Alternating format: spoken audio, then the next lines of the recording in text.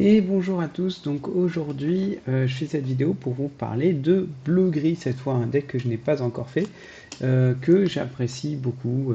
J'apprécie beaucoup bleu-gris, j'apprécie tout particulièrement bleu-gris en BO3, comme je vous ai expliqué dans la dernière vidéo sur quoi prendre, quel deck prendre en fonction du format BO2 ou BO3, et notamment sur mes conseils de decklist, enfin de quel deck prendre pour vos championnats Ursula. Je pense que bleu-gris est une très bonne option en BO3. Pourquoi? Parce que c'est un deck qui peut, oh, il y a une poussière, qui peut vraiment avoir des sorties qui s'adaptent au deck adverse.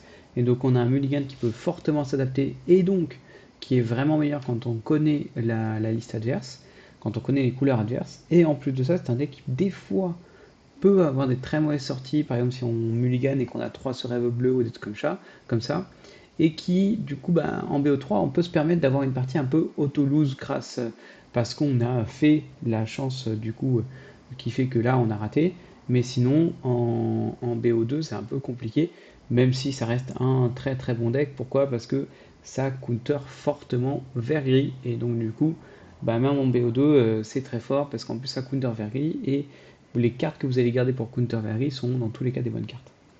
Donc, je vais commencer par un premier mulligan, on va dire simple, quand on ne sait pas ce que l'adversaire joue. Quand on ne sait pas ce que l'adversaire joue, on veut mettre un plan de jeu qui est un plan de jeu. Le plan de jeu de préférence, ça va être un plan de jeu sur rêve bleu.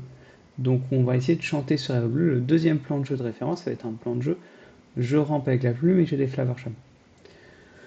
Ce qu'on veut en fait, c'est la première partie qu'on joue, on va être prêt à counter un peu n'importe quoi, donc dans tous les cas, on va garder un babou. Ça, c'est sûr, c'est la carte qu'on va dans tous les cas essayer de garder et de chercher au mulligan pour tuer un Diablo. C'est trop important d'en avoir au moins un, on ne sait jamais. La deuxième carte qu'on garde au mulligan, c'est un mouche. Pourquoi? Parce que c'est très fort contre violet-rouge et c'est correct contre tous les match-ups qui vont jouer le board, notamment bleu-rouge, style sombre, des choses comme ça. C'est pas ouf contre Verri, mais ça reste une carte qui est ancrable, donc on s'en fiche. On peut le garder au mulligan. On va potentiellement garder, donc on va garder la plume. Ça peut être très important parce que sauf si on joue contre Verri, on va souvent vouloir jouer la plume. On peut garder une glace à l'eau ou une sphère d'endurance pour la jouer au tour 1. Et donc du coup, ça permet d'avoir un objet. En fait, c'est comme si vous échangez une carte, mais ça permet d'avoir un objet sur le board dès le début. Donc on peut le garder. Et ensuite, quand on ne connaît pas le match-up, on peut garder dans les 3 cartes qui restent, on peut garder. Donc Flavor Charm, c'est trop bien à garder si vous avez déjà un objet. Si vous n'avez pas d'objet, peut-être l'enlever. Grand-mère Tana, c'est toujours correct à garder. Pourquoi? Parce que ça va vous permettre d'aller chercher, par exemple, une chanson à 5 du tour suivant que vous allez avoir besoin. Et ça fait un body et c'est très fort le 3-3, c'est nécessaire le 3-3 contre violet-rouge. On peut aussi garder, donc du coup ça c'est une possibilité, à la place de ces deux-là, donc comme si on n'a pas d'objet, etc., on peut garder, si on a un chanteur à 5, on peut garder ce rêve bleu, mais seulement si on a un chanteur à 5. Donc si on a Big Ben, on peut garder ce rêve bleu. Si on a la bête, on peut garder ce rêve bleu à la limite, même si on préfère largement Big Ben. Si on a quoi d'autre, un deuxième baboum ou un fracassé, ça peut se garder aussi, sans problème. Un caillou supplémentaire, donc soit la glace à l'eau, soit la sphère d'endurance, ça peut se garder si vous avez la plume, parce que le tour où vous allez jouer la plume, vous allez avoir un d'encre qui va rester, et donc une sphère ou une glace à l'eau, ça rentre très bien à l'intérieur. Voilà globalement les cartes que vous voulez garder quand vous ne connaissez pas le match-up. Maintenant, donc si je reprends mon petit triband.inc, donc pareil pour avoir un peu juste les decks différents. Donc les decks qui vont être surreprésentés dans la méta, ça va être vert gris et violet rouge. Donc contre vert gris, qu'est-ce qu'on veut garder? Comment on change notre mulligan? On veut le plus de pioches possible et de quoi gérer les diablos. C'est tout ce qu'on veut.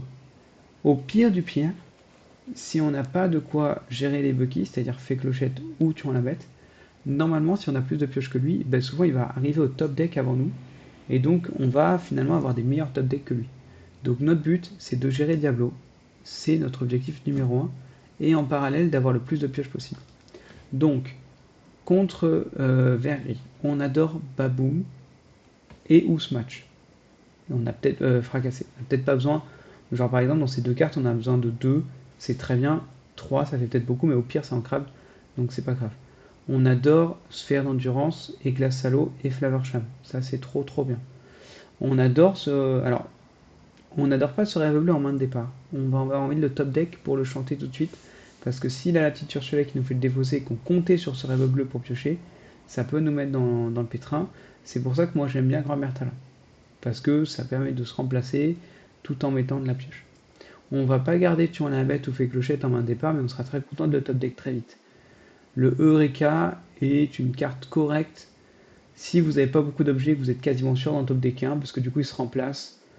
Pourquoi pas, mais ce n'est pas spécialement nécessaire. Les trucs les plus importants c'est Baboom fracassé, Glace à l'eau ou Sphère d'endurance, Flavorsham, Grand-mère Tala. La plume est un faux ami. Franchement, la plume, faut pas la jouer, sauf si vous êtes sûr de pouvoir. Mais non, mais faut pas la jouer.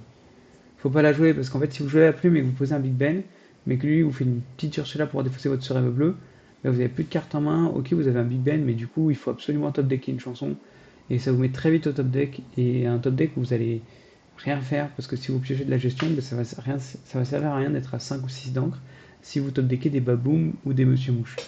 Donc faites attention. N'oubliez pas qu'en vérité, il y a la petite Ursula qui peut vous détruire le cérébro bleu. En vert gris, il y a des grosses difficultés à gérer vos créatures qui sont hors d'atteinte et ou vos créatures qui ont beaucoup de points de vie, notamment. Donc, alors principalement Big Ben et Ariel sont extrêmement difficiles à gérer pour lui. Donc en général, quand ils sont posés, ils vont rester un tour pour pouvoir chanter. Ça, vous inquiétez pas, c'est sûr. Donc prenez votre temps. Si vous posez un Big Ben ou une Ariel, vous allez pouvoir chanter après. La question, c'est est-ce que vous aurez encore une chanson à ce moment-là, parce qu'on n'oublie pas la petite Ursula.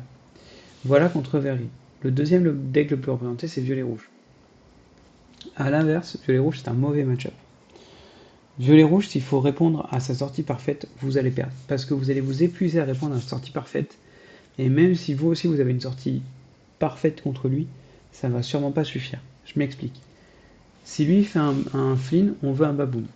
Ça, c'est très important. Dans tous les cas, contre violet-rouge, vous voulez au moins un Baboom pour tuer le mouche, pour tuer le Flynn, parce que autant la Sissou, si elle part à l'aventure, bah, c'est un peu énervant, mais ce sera tuable avec des créatures. Autant le Flynn, il va jamais partir à l'aventure, il vous faut le tuer le plus vite possible. Donc on va garder un Baboom. Si vous savez que vous jouez contre violet rouge, vous pouvez garder un libérer les titans.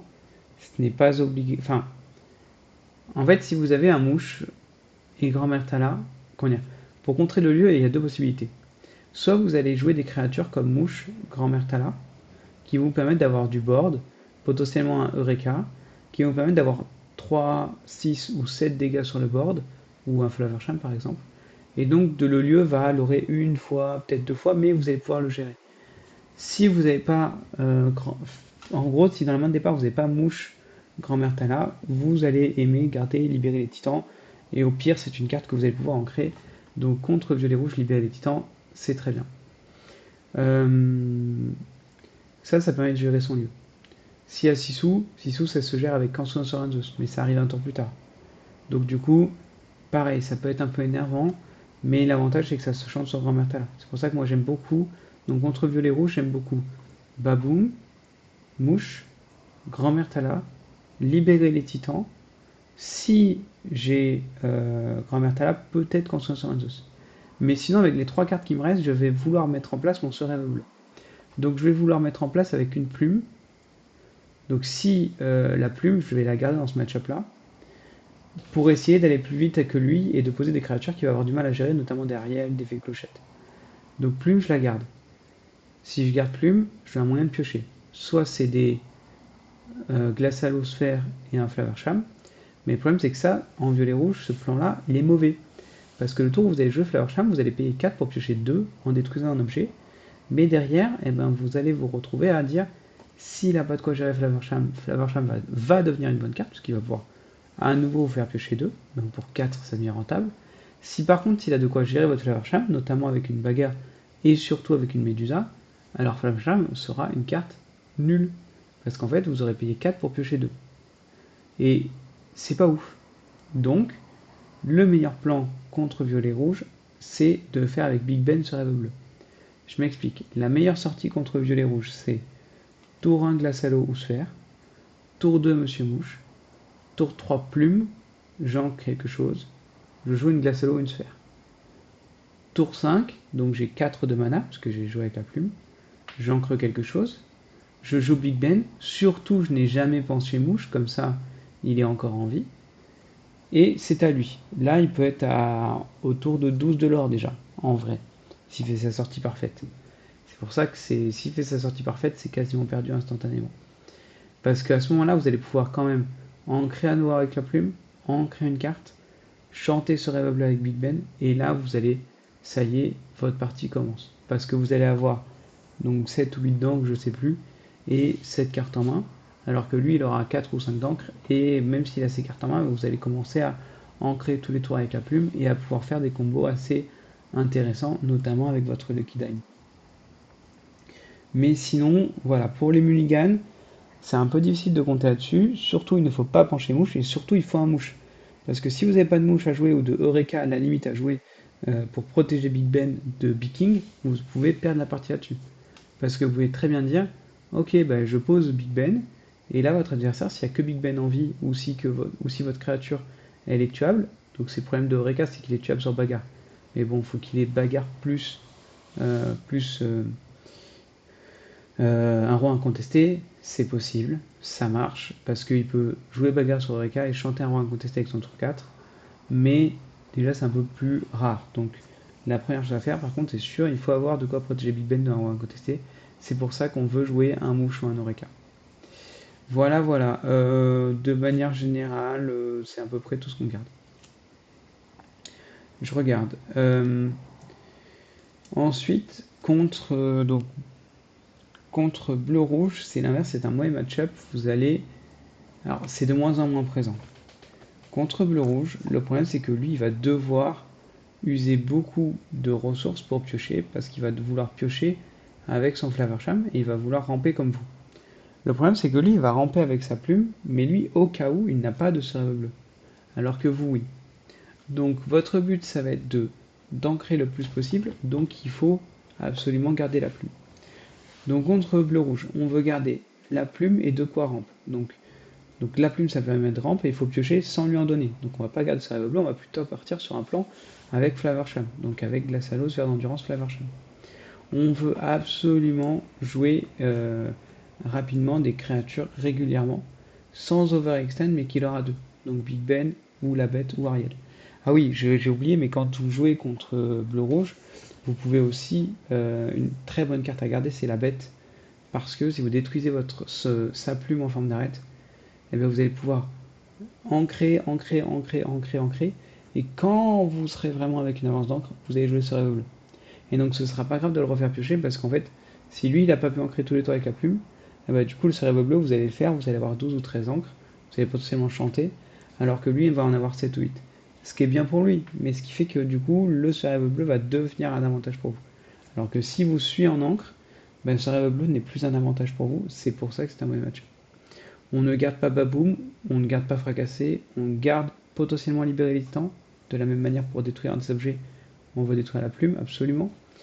Pour plus tard, ça peut être un Swedish Spear, mais globalement, vous allez devoir l'ancrer. Et donc, on garde. On garde les glaces, on garde la plume, Flavor, potentiellement Mouche et Grand-Mère Tala, et parce qu'en fait, ça fait des créatures qui sont énervantes à gérer, notamment Mouche qui leur beaucoup. Et Grand-Mère Tala, ça fait de la pioche en posant une créature. Et sinon, on peut garder la bête ou libérer les titans pour les plans de jeu qui vont détruire les objets. J'en viens d'ailleurs pour le miroir. Miroir, on veut détruire son objet, c'est ultra important. On veut absolument détruire la plume, donc on va chercher libérer le titan et la bête, c'est ultra important. Et il n'a aucun moyen de gérer mes créatures quand elles sont résistance. Donc Big Ben, c'est une carte clé du match-up, donc on peut même garder Big Ben. Et ensuite, on va garder des cailloux, donc glace, sphère, et la plume. Flaversham, ça peut être bien aussi, parce qu'on veut, si on manque de pioche, notamment si on n'a pas ce rêve bleu, sur les Big Ben ou sur la bête, on veut pouvoir continuer à vivre, on veut pouvoir continuer à piocher. Mais par contre, le reste, on s'en fiche un peu. Si on n'a pas la plume, on peut garder Eureka, parce que Eureka permet de trouver la plume sur les match-ups où on en a besoin. Donc c'est un peu comme bleu-rouge. Bleu-rouge, vous pouvez garder Eureka si vous n'avez pas la plume, parce qu'en fait, Eureka va chercher dans les 4 premières cartes pour essayer de trouver la plume, alors que juste renvoyer Eureka, ça va vous donner une seule chance de plus de trouver la plume. Donc Eureka si vous n'avez pas la plume, dans les match-ups où la plume est importante, c'est-à-dire principalement miroir ou bleu-rouge, ça peut être une possibilité. Voilà, voilà. Ensuite, contre les match-ups plus aggro, vous avez toutes les réponses possibles. Donc que ce soit contre ultra aggro, jaune-violet qu'on n'a pas eu beaucoup, mais vert-violet qu'on va plus voir, vous êtes ravis, vous gardez tous vos blasts. Baboum fracassé, limite vous pouvez tous les garder. C'est pas grave, vous avez tout votre temps. Potentiellement un objet toujours pour le T1, ça coûte pas grand chose.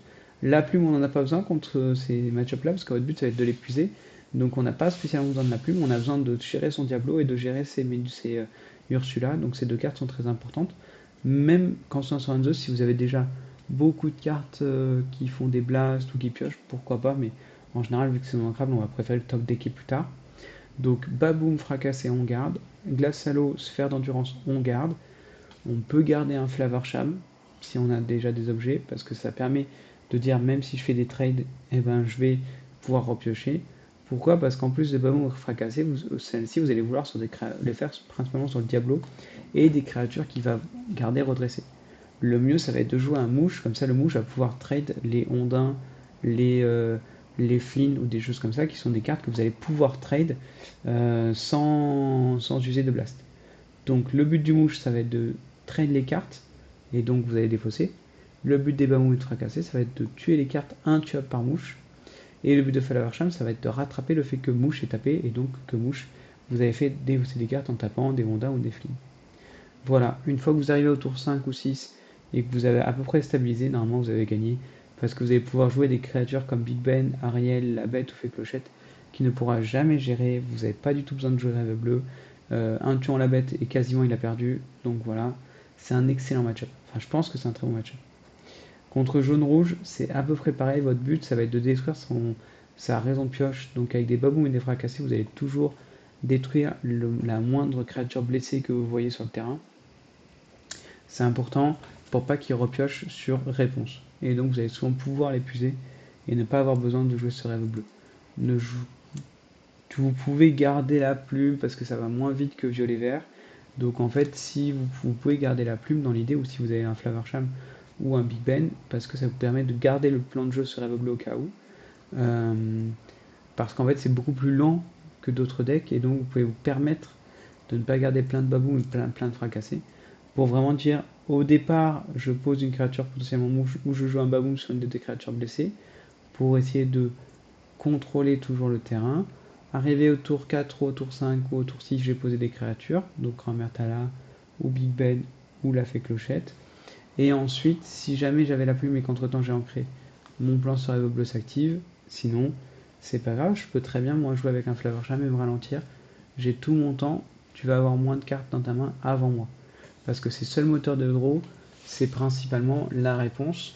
Parce qu'à la limite, il y a la mini réponse, mais qui fait seulement du draw 1 pour une carte. Donc en fait, il gagne un body qui est 1-4, mais qui n'est pas un très très bon body. Voilà, contre jaune-gris, de base, c'est un bon match-up parce que lui, s'il doit repiocher avec ce rêve bleu et que vous avez rampe entre temps, ben en fait, il se charge de vous faire rampe. Le problème, c'est qu'en ce moment, les jaunes-gris sont. Si l'adversaire s'est vraiment bien joué, il peut un peu s'adapter en jouant des trucs aggro et que vous allez avoir du mal à tuer, notamment des Lorenz par exemple. Lorenz, c'est énervant parce que Lorenz, on est obligé de lui faire un Consolant sur un Zeus dessus. Je pense que ça reste un bon match-up. On va viser 1 ou 2 Baboum pour tuer son tour 1. Donc ça, c'est assez important. On va viser la plume de préférence parce que l'avantage, c'est que si nous, on a la plume, soit nous, on met en place notre propre plan sur rêve bleu et donc c'est correct, c'est même bien. Et si lui, il met en plan, il est obligé de jouer sur rêve bleu, bah, ça nous arrange puisqu'on a posé la plume. Donc la plume, une carte ultra importante du match-up, donc Baboum, la plume. Monsieur Mouche, c'est correct, mais c'est pas extraordinaire. Ça va parce qu'en fait, souvent, il va gérer une créature et il va se prendre une chanson, donc c'est correct. Si lui, il n'a pas envie de chanter sur rêve bleu, il faut avoir des répondants, il faut avoir de la pioche, donc Flavorsham, Grand Mertala. Et donc là, on garde Baboum, la plume, ultra prioritaire. pareil, vu que la plume est une priorité dans ce match-up là, si on n'a pas la plume, on peut garder Eureka parce que ça va fouiller pour la plume. Sinon, souvent donc en tour 2 on va faire Baboum, donc on n'a pas obligatoirement besoin de mouche. Et après sinon tour 1 une glace à l'eau ou une sphère d'endurance. Et tour 4 on va chercher plutôt donc la plume. Et sinon on peut faire un fracassé ou un deuxième Baboum pour gérer son terrain. Sinon après on va donc au tour 3. Sinon au tour 4 on va chercher Flaversham pour commencer à repioche sans avoir besoin du rêve bleu. Ce qui peut être très intéressant. Mais sinon quand on arrive sur des créatures hors d'atteinte comme Big Bet ou Ariel, il va jamais pouvoir les gérer. Donc ça va être des chanteurs. Donc vous allez pouvoir dire, bah ok, je te refais ta main, mais je chante ce rêve bleu, DA je chante tuant la bête, si j'ai la plume, c'est terminé pour toi. Donc c'est un très bon match-up jaune-gris pour bleu-gris. Donc finalement, en bleu-gris est un choix, c'est bon contre vert-gris, c'est bon contre tous les decks aggro, c'est bon contre jaune-gris. En miroir, c'est un peu aléatoire parce que c'est en gros celui qui va avoir la plume qui va souvent gagner. Celui qui va avoir la plume va permettre, va un moment ou un autre top decker un rêve bleu ou de quoi piocher. Donc celui qui a la plume va souvent gagner. Mais donc si vous avez tous les deux la plume, celui qui a de quoi détruire la plume va souvent gagner. Si vous avez deux plumes, celui qui va avoir deux plumes va souvent. C'est un peu du hasard parce que ça tourne un peu en rond. C'est celui qui va arriver à ramper le plus avec la plume qui va gagner. Donc le match-up miroir, si vous jouez correctement, peut être un peu frustrant parce qu'en fait vous n'allez pas le maîtriser. Vous allez perdre à cause des sorties et vous allez gagner à cause des sorties. Donc ça peut être un peu frustrant. Mais c'est notamment pour ça que ces match-up là c'est trop important d'avoir la plume. Donc c'est pour ça qu'on garde Eureka. C'est trop important. Et le problème c'est violet rouge qui franchement s'il fait une sortie vous avez perdu. S'il fait pas de sortie vous avez de grandes chances de perdre. Si il brigue un peu et il est un peu lent, c'est là où vous pouvez gagner. C'est pas impossible de manière générale. Très souvent je vais dire, allez on va dire 60% du temps le violet rouge va faire un 2-0. Peut-être 65% de violet rouge va faire un 2-0. 60% il y aura une draw. Et le reste, vous allez faire un 2-0, c'est un peu moins avantageux. Voilà, voilà. Ma decklist qui est ici n'est pas parfaite. Vous pouvez changer le ratio de baboum et de fracassé. Il y en a aussi qui aiment bien jouer des belles. Moi, j'avoue, j'aime pas. Moi, je joue des grand-mères Tala. Il y en a. euh, Moi, j'aime bien grand-mère Tala parce que je trouve ça vraiment bien contre violet rouge. Le fait de poser un body qui peut taper le lieu en deux trois tours. Il y en a qui aiment pas ça, il y en a qui rajoutent plus de belles, il y en a qui rajoutent des Simba. Il y a des grosses versions différentes qui changent et qui ne font pas de planche rêve bleu. Moi j'aime beaucoup la version sur rêve bleu, je trouve que c'est vraiment trop important dans le match-up violet, contre violet rouge. Voilà. Libérer, délivrer, je trouve que c'est trop important d'avoir deux parce que contre les match-up qui jouent bleu, vous avez besoin de libérer, délivrer pour gérer les Tamatoa. Sinon, c'est terminé. Un Tamatoa qui est joué, ça va vous coûter ultra cher. Et donc, du coup, il faut absolument au moins un ou deux libérés, délivrer. Voilà, il y en a aussi qui jouent pas les Eureka, c'est une possibilité. Moi, pour l'instant, j'aime bien.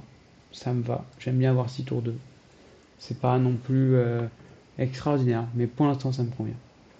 Voilà, si vous avez des questions, n'hésitez pas en commentaire, j'essaie d'y répondre. Vous pouvez me contacter sur Discord, Vintage Red Panda. Tac, tac, tac. Je ferai, donc j'ai un tournoi Ursula samedi la journée. Je pense que je ferai un petit débrief dessus. Et la prochaine vidéo sera sûrement cette fois enfin sur vert gris. Il fallait bien que ça arrive un jour. Et voilà. Allez, ciao